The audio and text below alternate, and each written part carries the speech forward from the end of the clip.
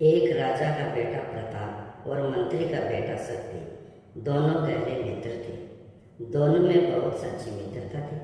प्रताप जहाँ कहीं भी जाता, शक्ति भी उसके साथ जाता। प्रताप भी शक्ति के बिना एक पल भी नहीं रह पाता। एक दिन दोनों दोस्त शिकार खेलने जंगल में गए। दोनों सारा दिन जंगल में घूमते रहे, पर शिकार तो दूर कोई जानवर भी नहीं दिखा। दिन ढलता जा रहा था और दोनों बहुत थक चुके। दोनों ने निराश होकर घर जाने का विचार किया। उसी समय थोड़ी दूर पर उन्हें एक जंगली सूअर दिखाई दिया। हालांकि दोनों थके हुए थे और उन्हें भूख भी लग रही थी, पर हाथ आए शिकार को छोड़ना उन्हें सही नहीं लग रहा था। इसलिए वो धीरे धीरे उस जंगली सूअर की तरफ बढ़ने लगे। जैसे ही सूअर ने उनके कदमों की आहट सुनी, वो तेजी से भागा। दोनों मित्र उसका पीछा करने लगे। सूअर आगे आगे जा रहा था और दोनों उसके पीछे पीछे। दोनों बहुत थके हुए थे, फिर भी वो उस सूअर के शिकार के लिए उसके पीछे दौड़ते रहे। थोड़ी देर बाद अंधेरा हो गया और सूअर बचकर निकल गया। दोनों दोस्त भी काफ़ी आगे निकल आए थे और थकान के कारण वापस जाने की हिम्मत नहीं जुटा पा रहे थे। दोनों ही पास के एक पेड़ के नीचे बैठ गए। प्रताप को नींद आ रही थी। उसने शक्ति से कहा कि हम सुबह चलेंगे। शक्ति को भी उसकी बात पसंद आ गई और दोनों मित्र पेड़ के नीचे लेट गए। प्रताप को तो लेटते ही नींद आ गई, लेकिन शक्ति यह सोचकर जागता रहा कि कहीं कोई जंगली जानवर न आ जाए। जिस पेड़ के नीचे दोनों लेटे थे, उसी पेड़ के ऊपर एक तोता और मैना बैठी हुई थी। जब रात हो गई तो मैना ने तोते से कहा कि कोई बात बताओ जिससे कि रात कट जाए। तोता बोला, अपने बारे में बताओ या किसी दूसरे के बारे में? मैना बोली, अपने बारे में फिर कभी बताना। अभी तो इनके बारे में बताओ जो इस पेड़ के नीचे बैठे हैं। शक्ति उनकी बातों को सुन रहा था। तोते ने कहना शुरू किया, देखो मैना, यह दोनों मित्र हैं। इनमें से एक राजा का पुत्र है और दूसरा मंत्री का।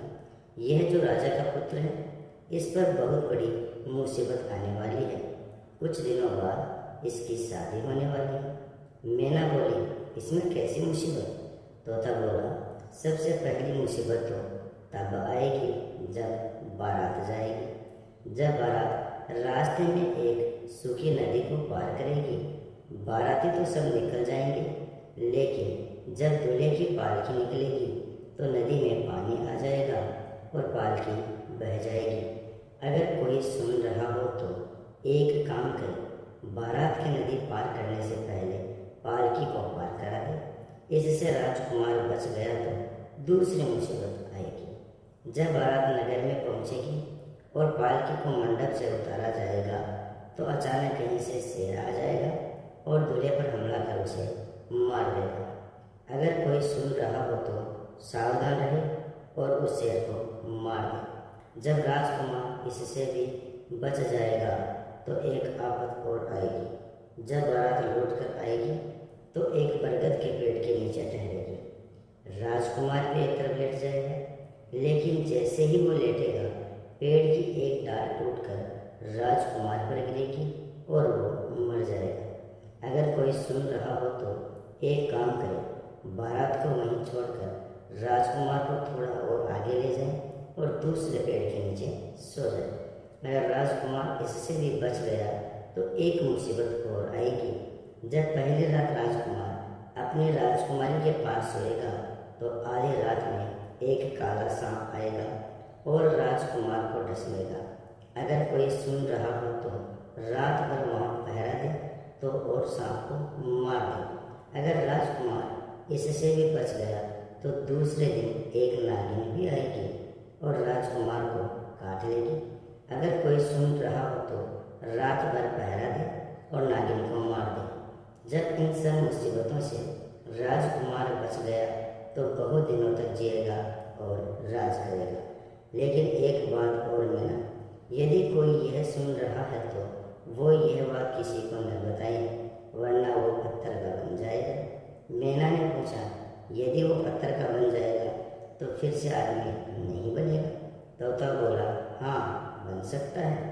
यदि राजकुमार अपने होने वाले पहले लड़के का खून उस पत्थर पर डाले तो वो आदमी जीवित हो जाएगा।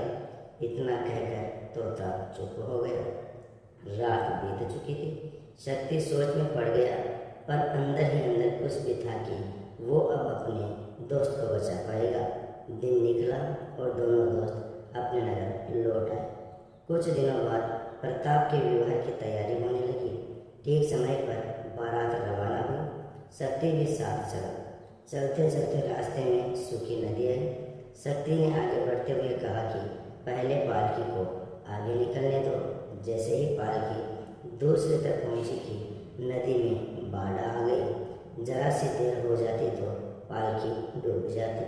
शक्ति ने सोचा, चलो पहले बारात ली। बाराती भी खुश हुई। जैसे ही बारात नगर में पहुंची, राजकुमार पालकी से निकला। तभी एक शेर आ गया तो राजकुमार पर हमला करने के लिए कूदा। शक्ति इसके लिए पहले से तैयार था। उसने तलवार से शेर पर प्रहार किया और उसे मार दिया। विवाह संपन्न हुआ और बारात विदा हुई। चलते चलते रास्ते में एक घना बरगद का पेड़ मिला। उसके नीचे बारात ठहर गई। लेकिन शक्ति ने प्रताप से कहा, चलो हम लोग आगे चलें।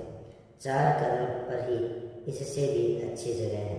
वो 2 कदम ही चले थे कि उस पेड़ से एक शाखा टूटकर वहीं गिरी जहाँ पहले प्रताप बैठा था। बला टली और राजकुमार बच गया। बारात लौटकर घर आ गई। शक्ति ने सोचा, अब 2 मुसीबत और रह गई। राजकुमार को इससे भी बचाना चाहिए, पर राजकुमार और राजकुमारी के कमरे में मैं छिपकर कैसे जाऊंगा? यदि प्रताप ने मुझे देख लिया तो वो मेरे बारे में क्या सोचेगा? कहेगा कि मैंने उसे धोखा दिया है और बदनामी होगी सो अलग। लेकिन कुछ भी हो, अपने दोस्त की जान तो बचानी ही होगी। ऐसा सोच शक्ति पहले ही राजकुमारी के कमरे में जाकर छिप गया। रात को राजकुमार और राजकुमारी ने सुहागरात मनाई और दोनों थक कर गहरी नींद में सो गए। तभी एक काला सांप आया और राजकुमार की तरफ बढ़ने लगा। शक्ति तो उसकी ही ताक में कर रहा। उसने तलवार निकाली और सांप के टुकड़े टुकड़े कर दिए। उन टुकड़ों को ढाल के नीचे रख कर चुपचाप दरवाजा खोलकर बाहर आ गया और घर जाकर सो गया। दूसरे दिन भी शक्ति राजकुमार के कमरे में छिप गया। आधी रात में राजकुमारी के बगल से होती हुई एक नागिन राजकुमार की ओर बढ़ रही थी। तभी शक्ति ने अपने खंजर से उस पर हमला किया और उसे मार दिया। नागिन के खून की एक बूंद छिटक कर राजकुमारी के गाल पर आ गई। शक्ति ने सोचा कि यदि यह खून राजकुमारी के मुंह में चला गया तो राजकुमारी मर सकती है। उसने सोचा, यदि किसी कपड़े से इसे साफ करता हूँ तो राजकुमारी जाग सकती है। वो आहिस्ता से राजकुमारी की तरफ बढ़ा और जैसे ही उसने खून साफ करने के लिए अपना हाथ बढ़ाया, प्रताप जाग गया। शक्ति को इस अवस्था में देखकर उसका खून खौल उठा और बोला, धोखेबाज कपटी, बता तो इस समय यहाँ क्यों आया है? राजकुमारी पर इस तरह क्यों झुका हुआ है? उसने तलवार उठाकर शक्ति पर तान दी। शक्ति चुपचाप खड़ा रहा। प्रताप ने क्रोध से कांपते हुए कहा, जल्दी बता, नहीं तो इस तलवार से अभी तेरे टुकड़े टुकड़े कर दूंगा। शक्ति सोच में पड़ गई, अगर मैं इसे सब बता दूंगा तो मैं पत्थर का बन जाऊंगा और यदि नहीं बताया तो यह मुझे मार देगा और बदनामी होगी सवाल। उधर राजकुमार का संदेह बढ़ता जा रहा था। दांत पीसकर वो बोला, दोस्ती का यह बदल, मुझे तुमसे ऐसी उम्मीद नहीं थी। शक्ति ने कहा, प्रताप, मैं तुम्हें कभी धोखा नहीं दे सकता। तुम मेरे दोस्त हो और मैंने तुम्हारा नमक भी खाया है, लेकिन बस तुम मेरे आने का कारण मत पूछो। बस ये समझ लो कि मैंने तुम्हें धोखा नहीं दिया है। लेकिन प्रताप ने अपने गुस्से में एक न सुनी और बोला, मैं आखिरी बार पूछ रहा हूँ, बताओ, नहीं तो मेरी यह तलवार होगी और तुम्हारा सिर। शक्ति क्या करता? उसने सारी बात प्रताप को बताई और मरी हुई नागिन और ढाल के नीचे मरा हुआ नाग भी दिखाया। अंत में उसने कहा, अब तुम्हें विश्वास हुआ, लेकिन देखो मैं पत्थर का हुआ जा रहा हूँ। सारा शरीर पत्थर का होता जा रहा है, सिर बचा है वो भी पत्थर का हो जाएगा। प्रताप चीख पड़ा, यह क्या शक्ति? शक्ति ने कहा, तोते ने कहा था कि यदि कोई इस भेद को किसी को बता देगा तो वो पत्थर का हो जाएगा।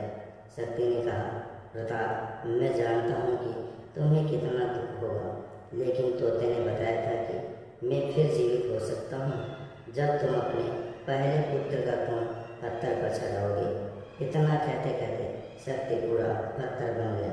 प्रताप बहुत दुखी हुआ और उस पत्थर को बाहों में भरकर रोने लगा। 3 साल बाद प्रताप राजा बन गया, लेकिन शक्ति की याद उसे सताती रहती थी। न उसका मन खाने पीने में लगता था और न ही राजकाज में। कुछ दिनों बाद प्रताप के एक लड़का हुआ। सारे राज्य में खुशियाँ मनाई जा रही थी, पर प्रताप को शक्ति की वो अंतिम बात याद थी, मैं फिर से जीवित हो सकता हूँ यदि तुम अपने पहले लड़के का खून मुझ पर छड़ाओ। प्रताप के सामने परीक्षा की घड़ी थी। उसने रानी से कहा, तुम्हें याद है कि शक्ति ने उस रात क्या कहा था? रानी के चेहरे का रंग उड़ गया और वो कांपने लगी। प्रताप ने कहा, शक्ति को जिंदा करना होगा। रानी ने चुपचाप नवजात शिशु को राजा के हाथ में थमा दिया। राजकुमार ने उसे पत्थर पर लेटाया और तलवार निकाली, लेकिन उसका हाथ नहीं चला। शिशु मुस्कुरा रहा था और रानी संग बैठी हुई थी। प्रताप ने दोबारा तलवार उठाई और उसके हाथ कांपने लगे और तलवार हाथ से छूटकर बच्चे की उंगली पर जा लगी। उंगली कट गई और खून निकलकर उस पत्थर पर पड़ा। धीरे धीरे शक्ति पत्थर से इंसान बनने लगा। थोड़ी देर में ही शक्ति जिंदा हो गया। प्रताप ने उसे उठाया और दोनों मित्र गले लगकर थोड़ी देर तक रोने लगे और उस दिन से वो दोनों सुखपूर्वक रहने लगे। दोस्तों, वीडियो पसंद आया हो तो वीडियो को लाइक और शेयर ज़रूर करें।